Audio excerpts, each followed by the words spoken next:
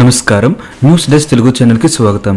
ఈరోజు జాతీయ వార్తలు వచ్చేసరికి ప్రపంచంలోనే అతిపెద్ద ఆధ్యాత్మిక వేడుక మహా కుంభమేళా ఘనంగా ఆరంభమైంది.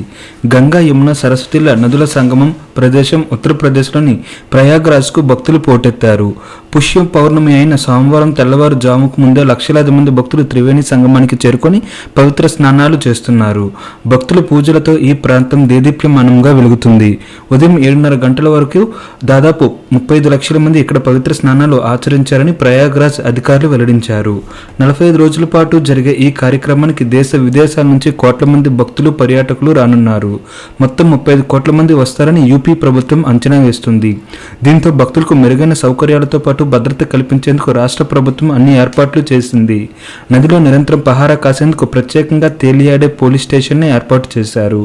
అటు చిన్న చిన్న పడవలపై భద్రతా సిబ్బంది పెట్రోలింగ్ చేస్తున్నారు. ఇక ఈ 45 రోజుల పాటు సాగే ఈ మేళా ద్వారా రాష్ట్ర ఆర్థిక వ్యవస్థకి 2 లక్షల కోట్ల ఆదాయం సమకూరనుందని వ్యాపార వర్గాలు అంచనా వేస్తున్నాయి. మహాకుంభమేళా వల్ల వాణిజ్యం, ఆర్థిక కార్యకలాపాలు భారీ స్థాయిలో జరుగుతాయి. ఒక్కో వ్యక్తి సగటున 5,000 ఖర్చు పెట్టిన మొత్తం 2 లక్షల కోట్లు అవుతుందని హోటళ్లు, గెస్ట్ హౌస్లు, తాత్కాలిక నివాస ప్రాంతాలు, ఆహారం, వస్తువులు, ఆరోగ్య సంరక్షణతో పాటు ఇతర సేవలు వంటివి ఈ ఖర్చులో ఉంటాయని confederation of all India traders general secretary Praveen Khandelwal పేర్కొన్నారు. వివిధ ప్రాంతాల నుంచి వచ్చే ప్రయాణికుల కోసం ట్యాక్సీలు, సరుకు రవాణా వంటి సేవలతో 10,000 కోట్లు, టూరిస్ట్ గైడ్లు, ట్రావెల్ ప్యాకేజీలు వంటి వాటితో మరో 10,000 కోట్ల వాణిజ్యం జరగనుంది. 10,000 ఎకరాల్లో కుంభమేళాకు ఏర్పాట్లు జరిగాయని, ఏ సమయంలోనైనా 50 లక్షల మంది నుంచి 1 కోటి మంది ఉండగలిగేలా సౌకర్యాలు కల్పించామని సీఎం యోగి ఆదిత్యనాథ్ ఇప్పటికే వెల్లడించారు.